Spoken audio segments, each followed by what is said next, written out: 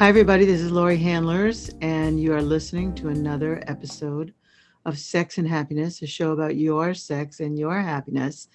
And let me introduce to you again, or maybe for the first time, Briana Cribyer, who is my colleague, my friend, my has been and is often my apprentice, but is also my teacher.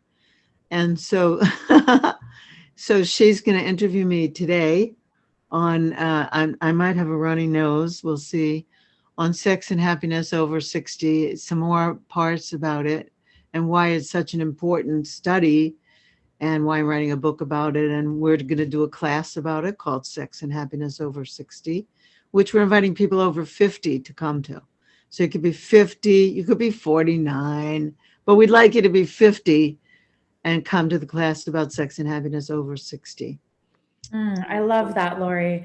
Let's talk a little bit about why having a separate class for sex and happiness over 60 feels important, even for people that are already thinking about, moving from their 50s into their 60s. Why does it feel important just to have a class focused for older folks? Because I think this is an important conversation also for those of us talking about people under 50 who are working with clients who are 50 plus. Why does it feel important? What is the difference or the yearning? Well, first of all, people go through a lot of changes when they're around 50. People into astrology will say it's your second Saturn return, whatever that means. I'm not a big astrology, cosmology person, as you know, but there is something to it. The body goes through tremendous hormonal changes for the most part when people reach around that age. When a man comes to me and says, I'm losing my sex drive, I don't know what's going on with me. Normally I'll say you need a blood panel, find out where your testosterone is, find out where your vitamin D is, find out where your DHEA is. For women, because women went through a menstrual cycle for most of their, from puberty to through adult life, women are more in touch with their cycles. So they know that their bodies are going through something. They know that their bodies are changing. They know they don't look the same. They know whatever. But culture has taught us to kind of stop. Like we should stop. We should give up. We should be over sex. Which is the fear, I think, of a lot of people who are in their 30s and 40s and starting to find themselves in this awakening. Okay, I'm actually going to bring Saturn return back into this because go ahead. Approximately every 29.5 years, we have a Saturn return. So if we're thinking about, a lot of people are diving deep into their self-development journeys somewhere between the ages of 25 and 35. We've grown up, we've moved out of the house. We're no longer adhering to our parents' rules. We're recognizing how our parents have shaped us and our grandparents and culture. Like, it's basically, we're looking at a time to grow up and a time to get real. We're getting real about life and who we are. And that happens right around that time. It often feels like a point of tension or like a crux, something that we have to work through or a challenge that we have to overcome. And so a lot of people will track this right around their Saturn return. And then again, somewhere between 57 and 61, we're tracking that again. Okay. I guess I was like early at that. I did a lot of that stuff early, but yeah, I get it. I get what you're saying. And then, so a lot of people think in the second time, in the second phase between 50 and 60, they're going to like dry up and forget about sex altogether. When in fact, when women finish menstruating, when they stop having their monthly periods, they actually can be more sexual. One, because they're not worried about childbirth. If we look way back to prehistory, more women died during childbirth than in any other time. Childbirth was a risky and devastating time on a woman's body when we didn't have modern medical facilities, etc.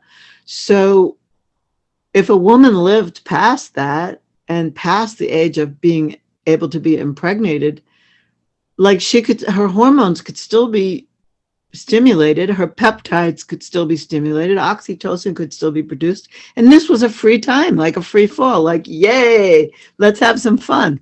Now, I don't know how they felt about it in prehistoric times. I don't know that anyone lived that long, but I will say with the advent of, modern medicine, et cetera, and people understanding these things more scientifically, this is the perfect time to have great sex. Now, what happens as a woman ages and her hormones change, she gets more testosterone. That's why her sex drive increases. For men, as they reach this 50, 60, they get lower testosterone. And they produce more estrogen in their bodies. So it's like this funny kind of a role switch happens. Women are like, come on, I want to have sex. And men often are like, I want to watch TV. So I think it could be very scary to be in your 30s, 40s, early 50s and thinking about this perceived point of devastation that we're going to go through. However, many people listening to this show, many people that have been working with you, and you are a huge proponent for being in the unknown, being in Latihan as much as possible in life.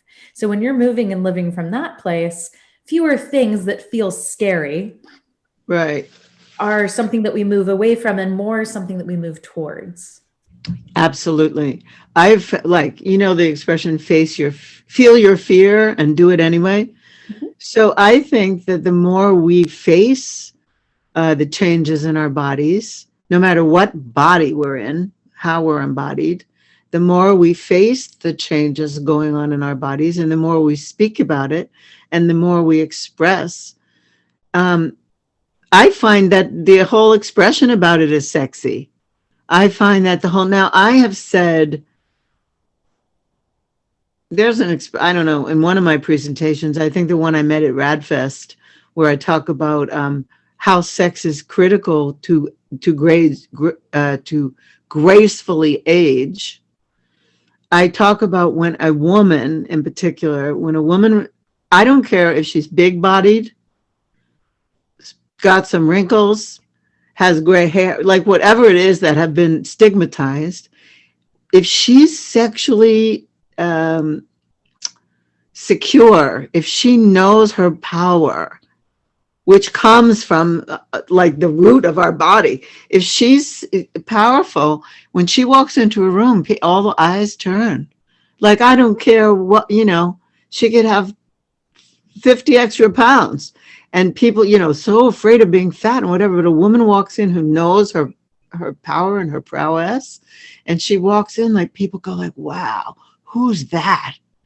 And I think that women are just coming into that, to that like power part of their life when they're finished the menstrual cycle, when they're coming into menopause. So I like, that's a time to start living. That's a time to have sex. That's right. That's right. And so there's this interesting perspective of, as we age, that we're losing something because there's a shift. Regardless of what your gender expression is, bodies are changing. You mentioned the levels of testosterone increasing or decreasing, and the power shifts in that way. So I hear you talking about the power that moves from in female bodies, that really moves into this place of being more powerful in a lot of ways. And then I also feel the heart expansion that happens as testosterone is lower in a lot of men. A lot of my clients are over 60, and a lot of them are coming to me because they no longer know how to interact with women their age. And I think some of that really is in that shift of power. There's so much more tenderness. They're crying at the births of their grandchildren. Maybe they're getting back out into dating after a separation. There's a lot of things that shift and change during that period of time, but that can really be seen as superpowers. And one thing that you and I have talked a lot about, but I think is important just to say, is that I have a bit of experience with some of the changes in the body as I went through menopause very early. So I'm not quite 40 and my body is already postmenopausal. No more cycle, going through hot flashes, experiencing all of the different shifts and changes, less elasticity in the skin. So there's a lot of things that actually shift here. Some of the youthful qualities, like living from a place of youthfulness becomes a choice. And you talk about this in your new book, like choosing youth. Yes, In your day to day, choosing how to really live young. right, but not to be immature. I don't mean it like that. I mean, some people say there's this expression, act your age. And there's an expression, you should dress your age. And like, that is bullshit. My legs are a little crinkly, so I don't actually wear short shorts anymore. But they were never my favorite thing, but I would still put on a mini skirt any day. And my heels are just as high as they've ever been, assuming during COVID, when we get out of COVID, I'll be able to wear heels again.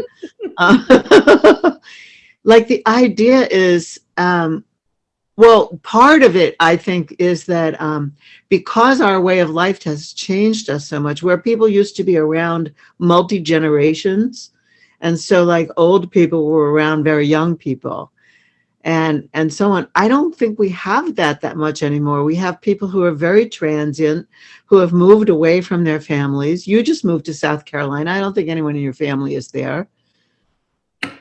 My sister is actually in Phoenix, but that's because I moved her here.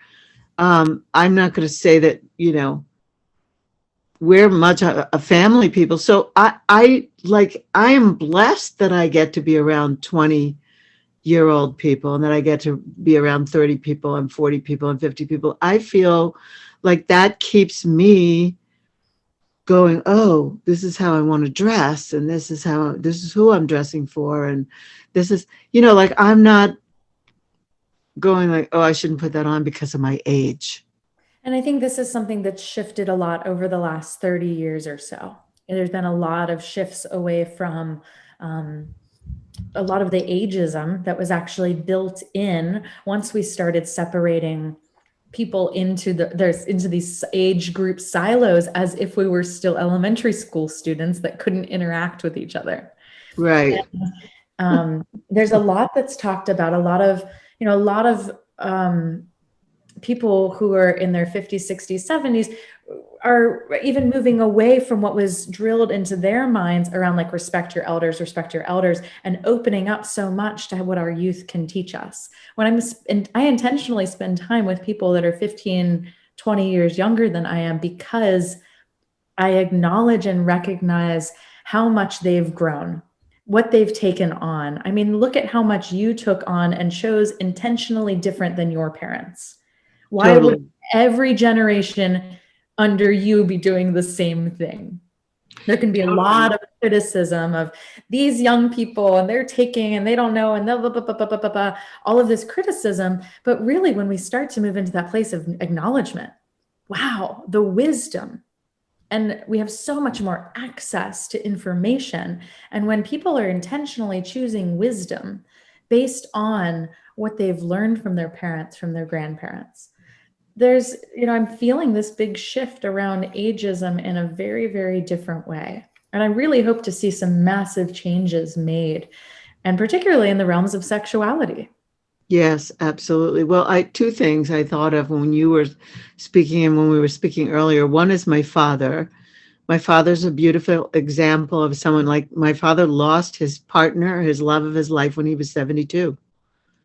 And he was like, well, I don't know what to do. He kept his house for a while. He had that main house that they lived in, and then they had a beach house. And after about a year or so, he moved to the beach house because he said to me he didn't want to live in a mausoleum. Like he didn't want to live in grief. He grieved, and then he didn't want to live in grief. So at 78, he met the new love of his life.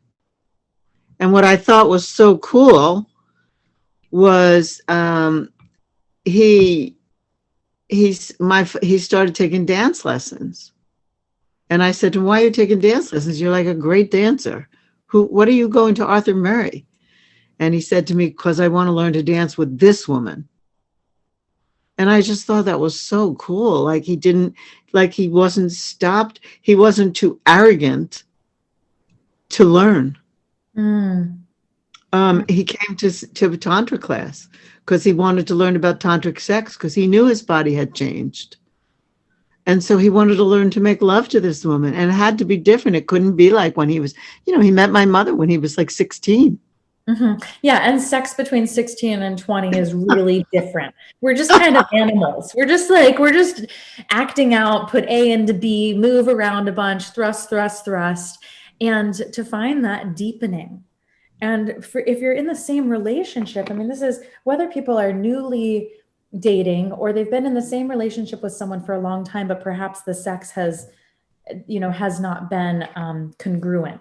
We're not finding that matching. I think that's one of the beautiful things that you're speaking to here, is that we can continue to open and learn new things, and even learn how to make love with the same person over and over and over again, and have it be different and unique and interesting each time, based on what our bodies are doing now, not Absolutely. what they did 20 or 30 years ago. Absolutely. And then the other thing I wanted to talk about was hormone replacement therapy. I just want to also put that in there. I don't know if that's something that you're going to consider or not. When I look at your skin, it looks fine to me. Do you know what I mean? But I knew that my skin started to feel a little thinner. And for a very long time, I mean, I went through menopause and then I waited 10 years. And then I looked into hormone replacement therapy. And since I did that, I could tell the difference in my hair. I could tell the difference in my bones. I could tell the difference in my skin quality. I can tell the difference in my ability to be wet.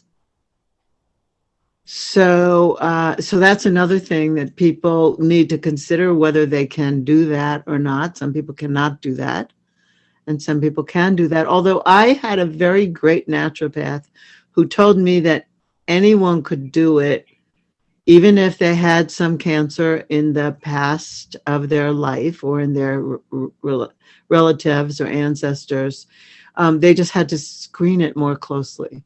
They had to screen the markers, the blood markers more. So if I get a blood test every 6 months, somebody else might have to get a blood test every 3 months in order to monitor the markers. But that's another consideration, if that is for you, if that isn't for you, or what kind, or so on. So that's something to consider. And then there's the whole thing about, hey, maybe my body doesn't move like it used to. Maybe I need more pillows. Maybe I need liberator furniture. Maybe I need the logistical pieces of how to have supported sex. It reminds me of in restorative yoga, for instance. Yes. So we're having restorational sex practices, which actually anybody from any age can do that. I remember the first time that I got a low back injury from having sex a certain way, with a certain size type of partner, and recognizing like, oh, I don't have to be in pain for days afterwards. I can actually have a different experience. There's something that you were just talking about, which feels like a bit of a cosmic joke. We have an increase, female bodied people will have an increase in testosterone, be desiring sex more, perhaps that's one thing that happens in some female bodied folks, but be experiencing vaginal dryness. What a joke that, and so the sex doesn't feel good in the same way. And so I think it's recognizing, what is my body doing right now? And then also, what is my mental state? What's happening to my mental state the first time that happens? Is there a conversation or a limiting belief? We even have songs, right, about like super wet, juicy pussy. I hope I can say that on this podcast. I think I can. I think I can say anything. Cracked me up. That song, that time we played it in our class. It just yeah, for sure. But there's songs. There's this celebration of W-A-T. It's a W-A-P, wet ass pussy. Oh, W-A-P, wet ass pussy, yeah. Right. But there's kind of comes from porn culture. This dripping, wet, juicy pussy all the time, the same way that a lot of men encounter a lot of stigma from porn about their hard cock all the time. Like, men are just stripped down to the fact that they have to be a walking hard on all the time. And the truth of it is so many beautiful things about soft entry, about like adoring the soft cock, about like celebrating the lingam in every state and stage of the beautiful piece of body that it is. And the same thing is true for the vulva, to really be in this full celebration of whatever it's doing at that time is the right thing. That's the right Whatever thing. it's doing, Yeah.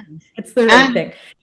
And luckily, we also have like huge selections of lubes, and some, we both highly recommend organic lubes and ones that are not made of too much plastic and silicone. And then finding the things that juice us up, because the timing might not be right when we want it to be, the same way that our bodies may have done before. So we were just talking earlier today, Laurie, as we were discussing the course and some of the curriculum, that morning time sex can really be a huge win because of the higher and lower testosterone levels, depending on, the gender of your Partners, right. And being able to really lean into the times and tracking and noticing, when do I feel the most turned on? When does my body really want to perform in this certain way? And then also letting go of how we think that our bodies should perform, which is really great advice for people of all ages.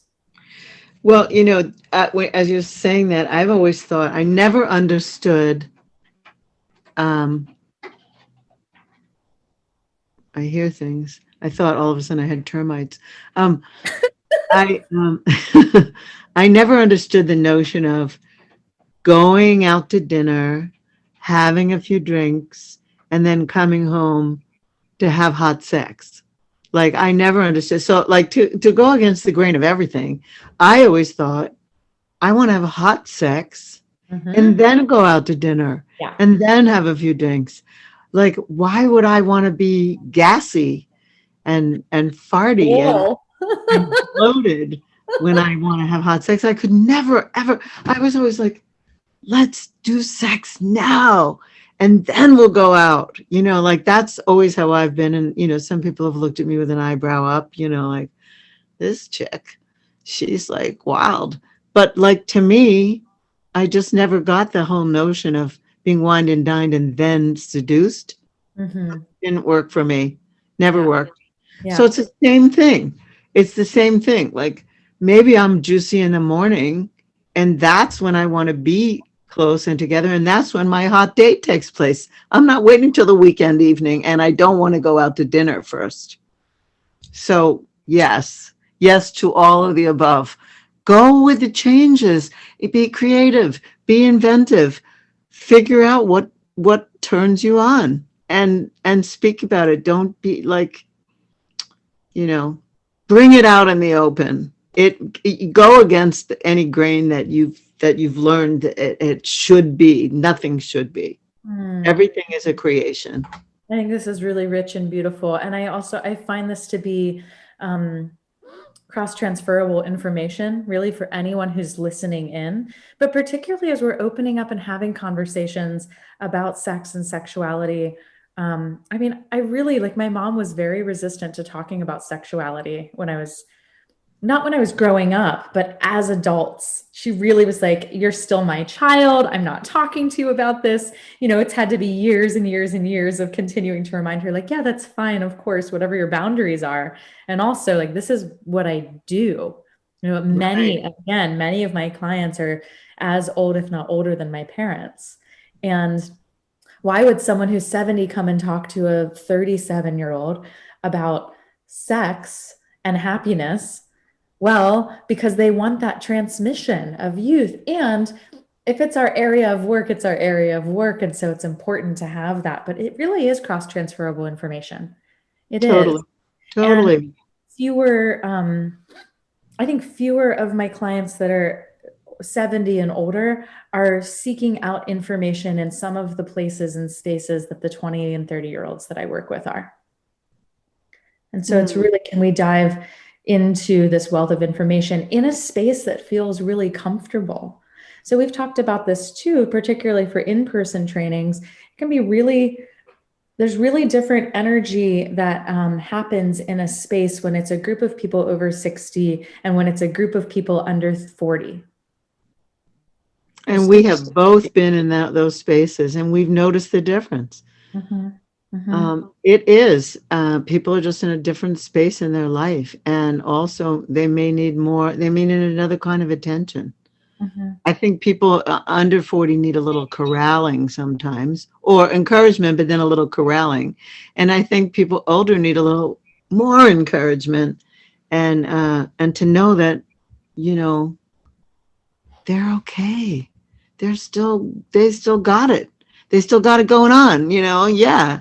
And that it's never too late to start this journey. And I think that's one of the biggest pieces that feels really important to mention, is that it's never too late to start this journey. And it's better to start it than to not start it at all.